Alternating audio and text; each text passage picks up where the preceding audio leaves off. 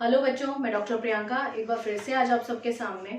Students, जैसे कि हम सब जानते हैं, हमने मार्केट का टॉपिक शुरू किया हुआ है माइक्रो इकोनॉमिक्स में, जिसमें से मैंने आप लोगों को अभी तक परफेक्ट कंपटीशन और मोनोपोलिस्टिक कंपटीशन के बारे में और उनके फीचर्स के बारे में बताया। आज जो मैं टॉपिक उठा रही हूँ वो है मोनोपोली कंपटीशन। और मोनोपोली बहुत ही एक इम्पॉर्टेंट मार्केट फॉर्म है and it is also a part of imperfect competition. तो let's start with the topic. अब ये जो मोनोपोली कंपटीशन है ये है क्या? सबसे पहले तो ये समझते हैं कि मोनोपोली है क्या।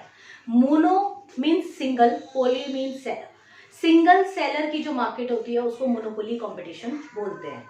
जिस मार्केट में किसी भी प्रोडक्ट को बेचने के लिए एक सिंगल सेलर अवेलेबल होता है उसको कहा जाता है मोनोपोली मार्केट या मोनोपोली कंपटीशन। अब मोनोपोली का सबसे पहला फीचर ही है सिंगल सेलर, क्योंकि यहाँ पर एक ही प्रोड्यूसर होता है जिसकी डोमिनेंस होती है। यहाँ पर ऐसा नहीं है कि दूसरे प्रोड्यूसर इधर आते नहीं है, आते हैं बट उनको टिकने नहीं दिया जाता मार्केट के अंदर। या तो वो कंपटीशन देख के वहां से चले जाते हैं या लॉसेस की वजह से वहां से चले जाते हैं। उनके रास्ते में इतने हर्डल्स लगा दिए जाते हैं कि वो उस मार्केट में सस्टेन नहीं कर पाते। तो बेसिकली इसका सबसे पहला फीचर है मोनोपोली का हमारा सिंगल सेलर। दूसरा हमारा जो फीचर है वो है प्राइस मेकर। जो सिंगल सेलर है वही प्रोड्यूसर के हाथ में सब कुछ होता है, वही अपना प्राइस सेट करता है। किसी इसके कहने पे उसका प्राइस सेट नहीं होता, ना ही कोई इंडस्ट्री उसका प्राइस सेट करके देती है। इस मार्केट का सबसे इंपॉर्टेंट फीचर है कि वो अपना प्राइस का मेकर खुद है। उसने जो प्राइस सेट करना है वो अपने प्रोडक्ट की और मार्केट की सिचुएशन देख के उस हिसाब से अपना प्रोडक्ट का प्राइस सेट कर लेता है। तो this is also A feature of monopoly competition. Third is difficult entry. इस मार्केट में जैसे कि मैंने आपको पहले फीचर में बताया, एंट्री करना इतना आसान नहीं है, क्योंकि जो प्रोड्यूसर ऑलरेडी इस मार्केट में बैठा हुआ है उसकी इतनी डोमिनेंस है इस मार्केट में कि उसने पूरी मार्केट के ऊपर एक कंट्रोल किया हुआ है और वो उस मार्केट में किसी को भी जल्दी से अपना कॉम्पिटिटर बन के आने नहीं देता। अगर कोई आ भी जाए तो उसको इतने हर्डल्स लगाए जाते हैं उसके रास्ते में कि या तो वो उसके साथ आके हाथ मिला लेता है और या फिर उसको मजबूरन मार्केट छोड़ के जाना पड़ता है। तो इसीलिए मोनोपोली मार्केट के अंदर जो आपकी एंट्री है वो बहुत ही डिफिकल्ट है, इतना आसान नहीं है इस मार्केट में अपने पैर जमाना। Fourth feature is full control over supply. इनका अपनी सप्लाई के ऊपर पूरा कंट्रोल होता है। ऑब्वियसली जब सिंगल सेलर है तो उसको पता है कि उसको कितना सप्लाई करना है, मार्केट में कितनी डिमांड है और कितने सप्लाई पे उसको कितना प्राइस मिल सकता है। तो इस वजह से सप्लाई कितनी होनी चाहिए, कितनी नहीं होनी चाहिए, कब ज्यादा करनी है कब कम करनी है, ये मोनोपोलिस्ट को पता होता है। वो अपनी सप्लाई के ऊपर फुल कंट्रोल रखता है। Next feature is no close substitute. Obviously if there is a single seller, अगर एक ही सेलर है तो उसका कोई क्लोज सब्सटीट्यूट तो प्रोडक्ट का हो ही नहीं सकता, क्योंकि सब्सटीट्यूट कब आता है किसी भी प्रोडक्ट का? जब मार्केट में एक से ज्यादा प्रोड्यूसर्स होते हैं। जब एक से ज्यादा प्रोड्यूसर होंगे तो मार्केट में सब्सटीट्यूट्स आएंगे प्रोडक्ट के, बट यहाँ पर जब है ही सिंगल प्रोड्यूसर तो मार्केट में उसके सब्सटीट्यूट्स नहीं होते। तो इसीलिए no control, no close substitute in this market.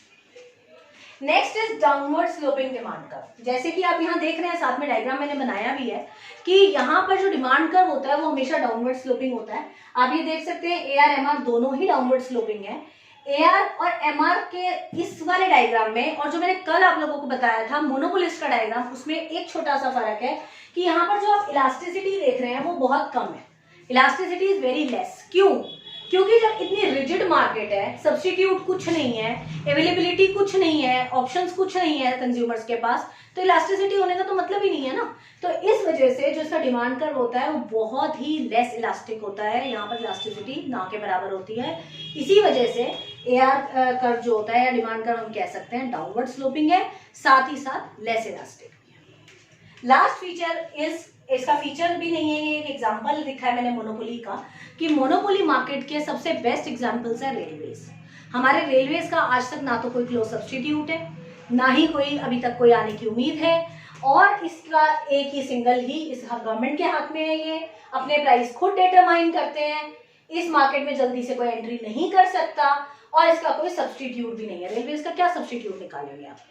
तो इसी वजह से मोनोपोली एक ऐसी मार्केट है जहां पर ये सारे फीचर्स एग्जिस्ट करते हैं।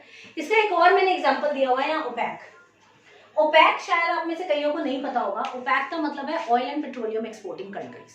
ये एक समूह है, ये एक ग्रुप है, एक ऑर्गेनाइजेशन है जो ऑयल एक्सपोर्टिंग कंट्रीज ने मिलके 7 कंट्रीज ने मिलके बनाया है और ये पूरे वर्ल्ड के ऊपर ऑयल को लेके डोमिनेंस करते हैं। पूरे वर्ल्ड में जो प्राइस रखना चाहते हैं वो रखते हैं। पहले ये 7 अलग अलग कंट्रीज थी, अब ये सातों एक हो गई हैं, एक ऑर्गेनाइजेशन बना ली है, इन्होंने एक मोनोपोली बना ली अपनी, इसीलिए पूरी वर्ल्ड के ऊपर इन्होंने कंट्रोल कर लिया। तो ये इसका एक बहुत अच्छा एग्जाम्पल है। एक छोटी सी चीज मैं और बताना चाहूंगी कि मोनोपोली के एग्जिस्ट होने के पीछे रीजंस क्या होते हैं।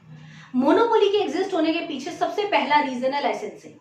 देखिए, जिसको लाइसेंस मिल जाता है उसकी मोनोपोली बन जाती है, जिसको लाइसेंस नहीं मिलता वो उस रेस से बाहर हो जाता है। तो लाइसेंस मिलना भी मोनोपोली क्रिएट करने का एक सबसे बड़ा रीजन है। दूसरा है पेटेंट। कई लोग अपने प्रोडक्ट का पेटेंट करा लेते हैं या अपने किसी चीज का पेटेंट करा लेते हैं जिसको कोई दूसरा नहीं यूज कर सकता, तो इसकी वजह से भी मोनोपोली क्रिएट हो जाती है। तो और एक और इसका सबसे इंपॉर्टेंट रीजन है कार्टेल। अभी कार्टेल वर्ड आप लोगों ने बहुत कम सुना होगा। कार्टेल का मतलब होता है मिलके काम करना। Cartel is shaking hands.